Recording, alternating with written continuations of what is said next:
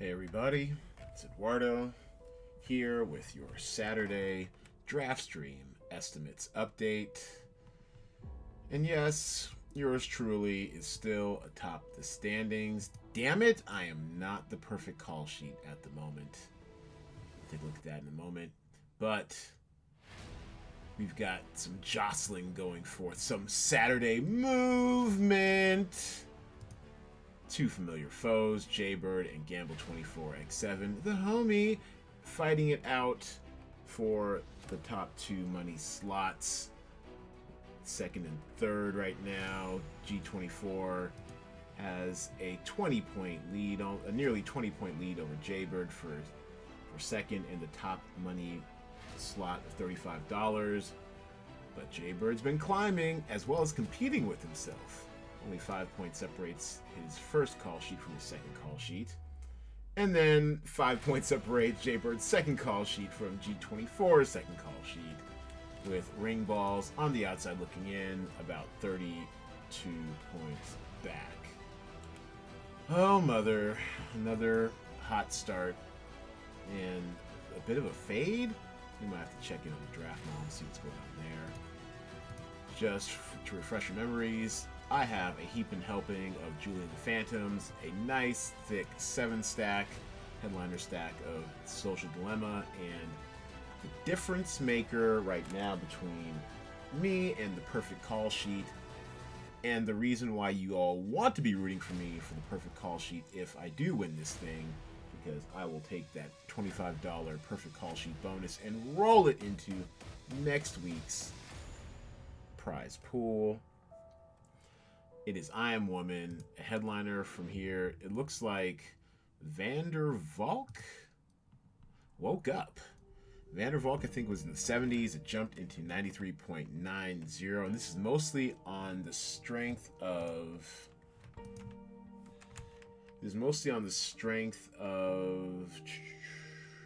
Yeah, you see what I've been searching. Deranged Granny film, Crypto Kitties. Of the way they reclassified. Yeah, so the way Google reclassified Vander Valk is it was originally a police procedural back in the 70s, and then they looped in this show, this season's remake show, as part of the evaluation thing. So I had to count it, otherwise before I was just skipping it. So now I guess the overall oeuvre of Vander Valk counts, and so 82% like the show, and that as a Google user score with a 60% weighted score in the total helped elevate it into the perfect call sheet. Okay, boring. Got it. Let's see what G24 needs to do. As we mentioned last podcast, we have blockers with a 5-pack of Julie and the Phantoms and a headliner stack of Social Dilemma. So it now becomes a 3v3. His 3 differentiators versus mine. He needs some help from Alive, and Mambo Man needs to find its Mambo Mojo. And part of the issue is this Google user score. Now, this I guess has a eponymous soundtrack title or sound, or hold on. So when you look at Mambo Man, even if you do Mambo Man movie, it doesn't come up. But if you just do Mambo Man, boom, there it is. The album comes up. So nothing much I can do with this. So unless and until they recognize the brilliance, apparently, that is Mambo Man. I mean, we're through Saturday now. It still has a 9.9 on IMDb. This could set a record, a Cinema DraftStream record for the highest IMDb user score we've ever had. It's still a 9.9 with, albeit a sample size of, I think, 35? Yeah, so small sample size, not even the minimum 100 needed to be statistically relevant. But, we take our ratings and reviews where we can get them in this game. So he needs help there. Jaybird threatening Gamble24x7.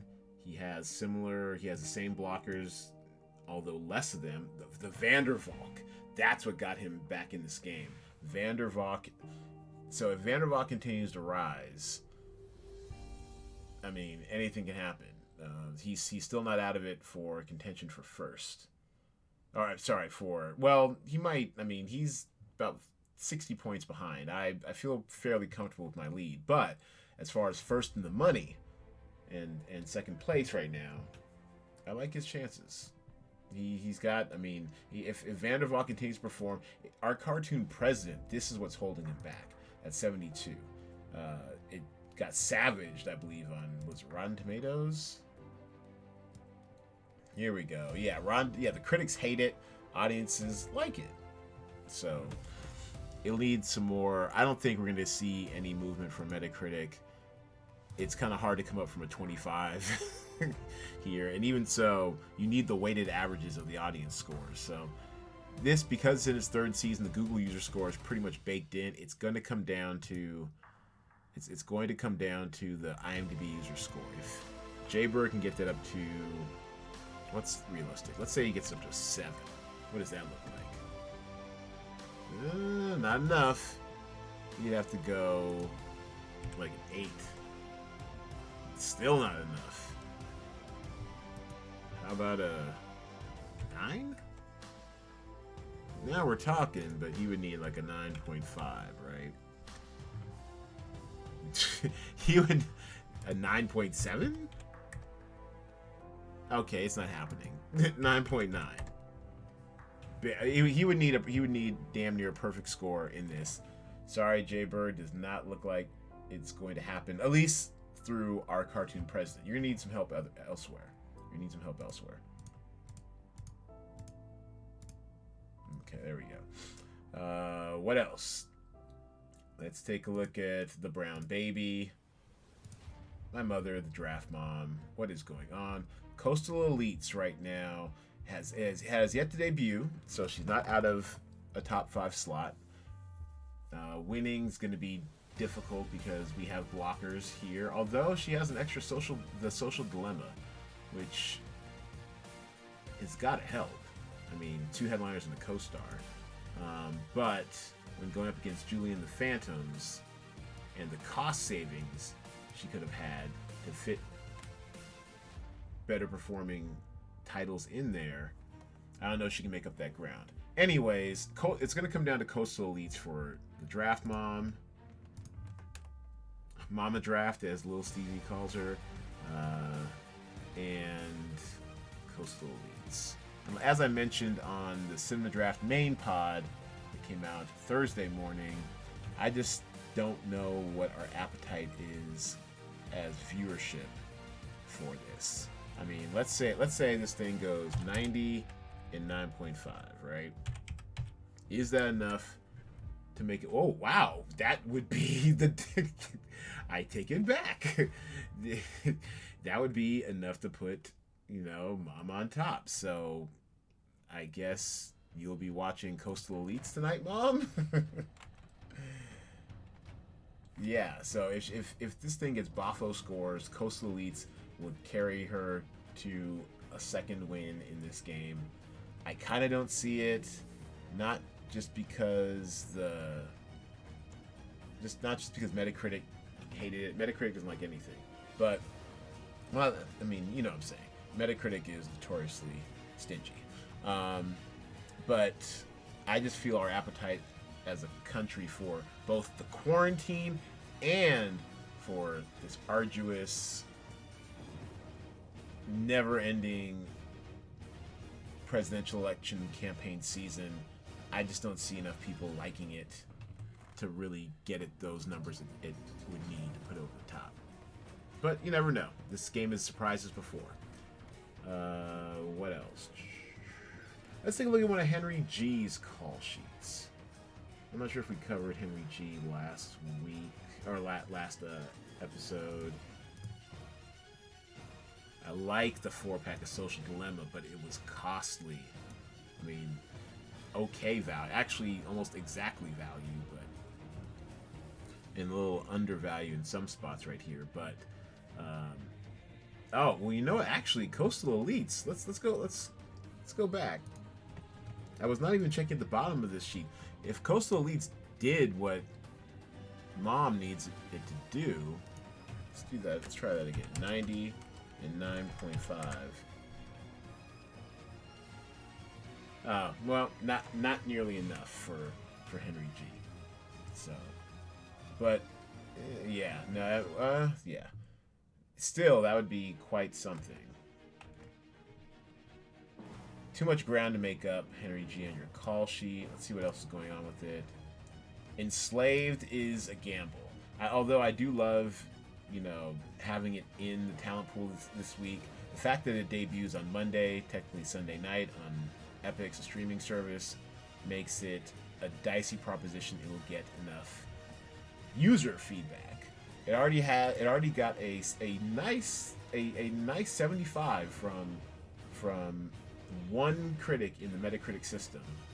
So I don't know if enough people will be able to discover it in time to register for our 12 p.m. Pacific time Monday final results deadline. Let's keep an eye on that. Okay.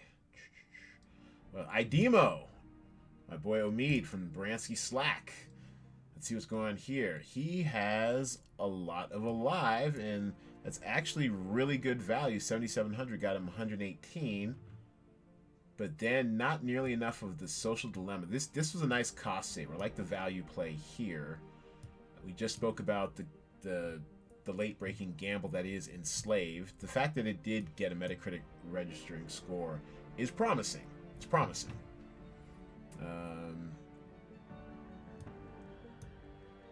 Spent up for a Social Dilemma. Woke is what's holding him back.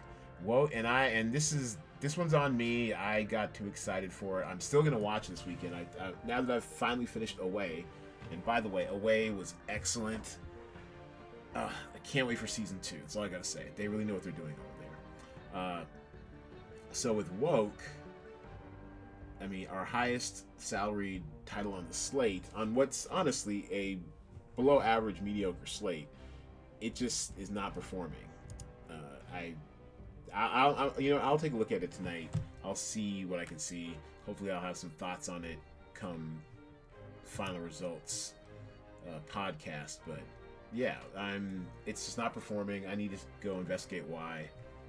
And Unpregnant is fine. It's, you know, little above value. 119 for 10.3.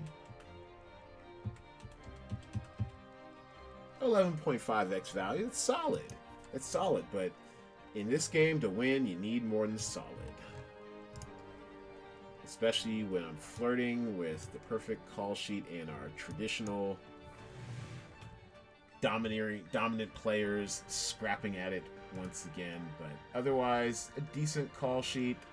Looking forward to seeing some more of them. Omid. Idemo. All right, and then on the lower end, this is pretty much Gamble 24x7's lose. He's steaming towards another perfect lowball call sheet.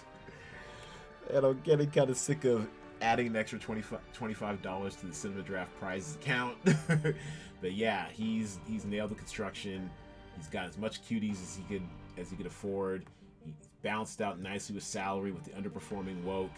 And then the Duchess. You witch. How did you know about the Duchess? How did you know? I mean, goodness gracious. That's just, yeah, that's good stuff. That's really good stuff. I know Catherine Ryan has a show. Like I know she has a show, but on Fox, I never watched it. But I guess you knew that she'd be fairly mediocre on her Netflix platform, because I had no idea. So yeah, way to use those witch-like powers of yours, G24. The homie, the non-optimizing, all-time Cinema Draft money winner. I'm glad I don't play stud, because I'm sure you would pick me apart. Hold'em, I'd like to see you across the table once we're past this pandemic sometime. All right, and I pretty much have no chance of catching up. I'm blocked with cuties. Unpregnant is doing better than expected, and Wokes. Yeah, so the differentiator is Unpregnant versus his... And actually, I squeezed in an extra Cuties. Interesting. I actually have a chance if... Well, Unpregnant needs to take a dive. That's what needs to happen. Because you'd think with the... Hold on a second. Alright, so what happens if Unpregnant... Yeah, Unpregnant... What's propping that up? 85.20. I guess the IMDb user score. What happens if that score goes down to like 5.5? Nope, not enough. So I guess the 86 and the 66 from Metacritic is just fine. The 58 from Google didn't hurt it. What if the Google goes down? 48. Better, but I need like probably like a 35 and like a 5. And I still couldn't get there. Yeah, so congratulations. I don't know. The only suspense now is if Gamble 24x7 will win a perfect call sheet, a perfect lowball call sheet or not. Well played, sir.